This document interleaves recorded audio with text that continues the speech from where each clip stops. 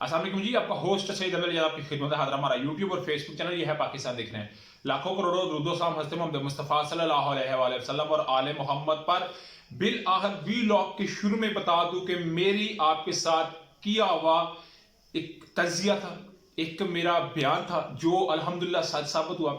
मैंने आपको कल और परसों के वीलॉग में बताया था कि सुप्रीम कोर्ट के ऑनरेबल चीफ जस्टिस उमर ता बंदियाल साहब की सरबराही में जो बेंच है फैसला देगा, इंतहाबात की तारीख का देगा और 90 रोज का भी कहेगा और डेट एक्सटेंड भी हो सकती है। ये भी मैंने आपके साथ डिस्कस किया था, मगर मैंने जो बड़ी खबर आपके साथ ब्रेक की थी कि फैसला आएगा 3-2 से, यानी कि 3 चीफ जस्टिस उमर अता बंदियाल साहब, चीफ जस्टिस मोहम्मद अली मजहर और जस्टिस मुनीब अख्तर साहब कहेंगे कि इंतहाबात होने चाहिए, 90 रोज के अंदर होने चाहिए। और 2 जज, एक जस्टिस मंसूर अली शाह और जस्टिस मंदोखेल साहब, जमाल मंदोखेल साहब, इस पे इख्तलाफी नोट यानी कि इतराज कर सकते हैं। तो आज ही कुछ ऐसा ही हुआ कि 3 जस्टिस साहिबान जिनका मैंने नाम लिया, जस्टिस उमर अता बंदियाल, जस्टिस मुनीब अख्तर और जस्टिस मोहम्मद अली मजहर, इन्होंने बकाया तौर पे इस चीज को कहा कि 90 दौर के अंदर होना चाहिए।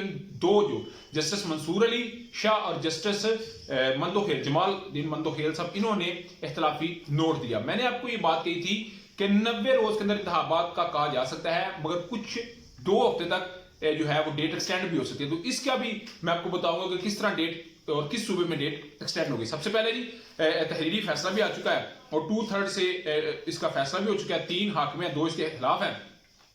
असेंबली के तहलील के बाद 90 रोज में इलेक्शन होना लाजमी है, सुप्रीम कोर्ट ऑफ पाकिस्तान। अभी 2 मामले हैं, आप जानते हैं 2 असेंबलियां तहलील हुई, एक पंजाब और एक केपीके। पंजाब असेंबली 14 जनवरी को और केपीके असेंबली 18 जनवरी को तहलील हुई। जो पंजाब असेंबली है वो तहलील तो होगी, सदर पाकिस्तान साहब ने जो है वो जो उन्होंने सीएम थे उस वक्त के साहब का परवेज साहब, उन्होंने एक खत लिखा, उसका 48 घंटे के अंदर रिस्पॉन्ड करना था, मगर रिस्पॉन्ड न हुआ तो रात 10:05 पे असेंबली ऑटोमेटिकली पंजाब की तहलील होगी। इसी तरह केपीके की जो असेंबली है उसमें जो सीएम थे उस वक्त के महमूद खान साहब का, उन्होंने हाथ लिखा गवर्नर को, गवर्नर ने रिस्पॉन्ड करते हुए असेंबली तहलील की। पंजाब और खैबर पख्तूनख्वा में इशू ये है कि खैबर पख्तूनख्वा असेंबली गवर्नर साहब ने तहलील के सारे करदार को ये सारे मराहल से गुजरी, मगर पंजाब की जो असेंबली है इसमें वजीर आला ने अपनी जो है रिकमेंडेशन भेजी, अपना एक नोट भेजा, अपना एक खत भेजा, मगर इसके रिस्पॉन्ड में गवर्नर साहब ने कोई खत नहीं भेजा, कोई रिस्पॉन्ड नहीं किया, जिसके ऊपर गवर्नर साहब इस चीज की प्ली ले रहे हैं, ये लेते रहे हैं कि जी मैंने क्योंकि असेंबली तहलील नहीं की तो मैं इसकी डेट नहीं दे सकता। तो आज सुप्रीम कोर्ट ने बाकायदा तौर के ऊपर पंजाब के जो गवर्नर हैं उनको कहा है कि आपने असेंबली गो के तहलील नहीं की, मगर तारीख भी आपने देनी है। पंजाब के मामले के ऊपर मुशावरत कर लें, 90 रोज नहीं तो कुछ दिन एक्सटेंड कर लें और सदर पाकिस्तान जो है वो इसकी तारीख का फैसला करेंगे और वो तारीख देंगे। और इससे पहले 9 अप्रैल की तारीख दी थी और आज सुप्रीम कोर्ट ने बाकायदा तौर के ऊपर 57(1) जिसको एख्तियार को इस्तेमाल करते हुए सदर पाकिस्तान ने तारीख दी थी 9 अप्रैल की पंजाब और खैबर पख्तूनख्वा की, उसको सुप्रीम कोर्ट ने बाकायदा तौर के ऊपर एक्सेप्ट किया है, सेकंड किया है, माना है। और ये जो हुकूमत थी, पीडीएम थी, इन्होंने बड़ा जोर लगाया, बड़ा टेल लगाया और ये बात ये कहते रहे कि जी ये सूबों का इख्तियार नहीं, ये वफाक के अंदर 57(1) का इतलाक होता है, मगर आज सुप्रीम कोर्ट ने इसकी तशरीह कर दी। उसके अलावा जी गवर्नर केपीके के ऊपर जो है वो बात की गई है। उन्होंने कहा जी कि उन्होंने क्योंकि असेंबली तहलील की थी और इलेक्शन की तारीख ना दे के आइन की खिलाफ वर्जी की है और गवर्नर के केपीके इंतखाबात की तारीख देंगे। सुप्रीम कोर्ट का पंजाब और केपीके में 90 रोज में इंतखाबात कराने का हुक्म और इलेक्शन कमीशन के ऊपर भी जो है वो आई है, सुप्रीम कोर्ट आई है। सुप्रीम कोर्ट ने बकाया तौर पर कहा है कि इस सूरत में इलेक्शन कमीशन ने अपना किरदार अदा नहीं किया और वाकई बनता है कि इलेक्शन कमीशन हाथ सदर पाकिस्तान का जो है उसका रिस्पॉन्ड ना किया, उल्टा सदर पाकिस्तान ने जब बुलाया ऐवान सदर के अंदर उसमें जाने से इनकार कर दिया, यानी कि प्रॉपर तरीके से सारे मामला को चलते रहे। मगर इस हुकूमत की एक ना चल सकी, इस हुकूमत का एक बस ना चल सका। इस हुकूमत ने बिल्कुल जो है वो उनका प्लान कुछ और था, मगर वो मिलिया मेट हुआ। खास तौर पर मरियम नवाज साहबा का जो प्लान था कि मेरे वाला साहब आएंगे तो फिर हम हाथ गर्म करेंगे, वो इसकी लीड करेंगे, सारे ख्वाब दीवाने की तरह चकना चूर हो गए।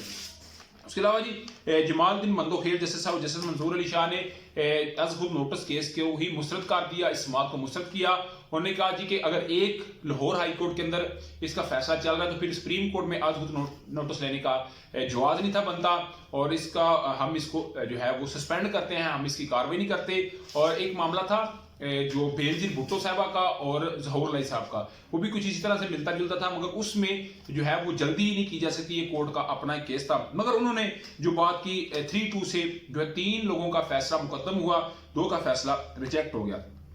केपीके की हद तक गवर्नर तरीक का ऐलान कर सकते हैं। गवर्नर केपीके ने आइन की खिलाफवर्जी की है। पंजाब में तरीक का ऐलान सदर ममलिकत दे सकते हैं, मगर सुप्रीम कोर्ट ने यह भी कहा है कि सदर ममलिकत और गवर्नर से मुशावरत का पाबंद है, और जो है मुशावरत करने के बाद ही इंतखाबात की तारीख देंगे। केपीके में इलेक्शन की तारीख देना गवर्नर की जिम्मेदारी है, गवर्नर इसकी तारीख देंगे। पंजाब में इलेक्शन नहीं तो मुशावरत से जो तारीख उसको तय किया जा सकता। 13 सफात पे ये मुश्तमिल फैसला था, और इसके ऊपर बहुत सारा जो है ना जी आज दलिया ने अपना वकार बुलंद किया। पार्लियामानी जमहूरियत में इंतखाबात अहम अंसर हैं।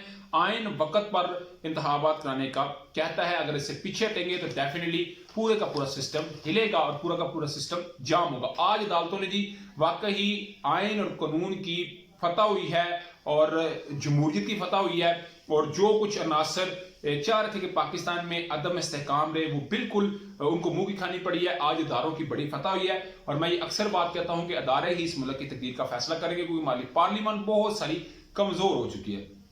उसके अलावा जी पाकिस्तान तरीके इंसाफ ने भी अपना लाहेअमल चेंज किया। आप जानते हैं कि जेल भरो तहरीक थी, फैसलाबाद में आज गिरफ्तारियों का दिन था, और पाकिस्तान तरीके इंसाफ ने बाकायदा तौर के ऊपर उसको जो है वो रोक दिया है, और रोक के ये बात कही है कि इसके ऊपर रोक दिया जाएगा, क्योंकि वो तो चाहते थे कि जेल भरो तहरीक इसलिए है कि इंतखाबात होने चाहिए। तो अभी जो सियासी कैदी हैं उनको रिलीज होना चाहिए, और जो शाह महमूद कुरैशी साहब को 1 माह के लिए अटक जेल में बंद कर दिया गया है, वो डेफिनेटली वो रिलीज होंगे तो फिर वो कायदे इस पे इख्तिलाफ के लिए नामजद है, तो वो वहां पे आएंगे। और चेयरमैन नैब और मुख्तलिफ तरह की जो है तकर्रियां, निगरान वजीर आजम की तकर्री, ये उन्हीं के कहने पे होगी। मगर हमारी सच खबर जो है वो आपके साथ सच साबित हुई है, और 90 रोज में मैंने कहा था इंतखाबात होंगे, क्योंकि एक बात याद रखिएगा, 90 रोज के बाद आयन का आर्टिकल 254 खामोश है, और उसको जो है वो जुबान देने के लिए मुशावरत बड़ी जरूरी है सदर और गवर्नर के दरमियान। उसके अलावा एक बात मैं क्लियर कट आपको कह दूं, अगर सुप्रीम कोर्ट के फैसले पे किसी ने अमल ना किया, वैसे होता नहीं है,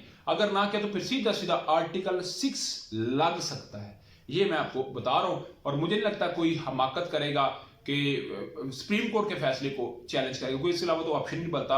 ये इसके ऊपर अगर कोई बयान भी देगा तो डेफिनेटली फिर उसको सुप्रीम कोर्ट का सामना करने पड़ेगा, क्योंकि मंसूर खान जो साबका अटॉर्नी जनरल है, उन्होंने मरियम नवाज साहबा ने सरगोदा में स्पीच की थी, उसको भी चैलेंज कर दिया हुआ। तो अदलिया का साख, तकरीम और इज्जत की बहाली का मामला है, अदलिया किसी सूरत इसको लाइट नहीं लेगी। अभी तक का व्लॉग था, अभी तक के अपडेट सिस्टम काफी कोई भी रहा तो लाजमी कमेंट से शेयर कीजिए। व्लॉग वीडियो पसंद है तो चैनल को लाइक सब्सक्राइब अपने दोस्तों शेयर कर लीजिएगा। नेक्स्ट तक होस्ट को जल्दी अल्लाह का हमें अस्सलाम।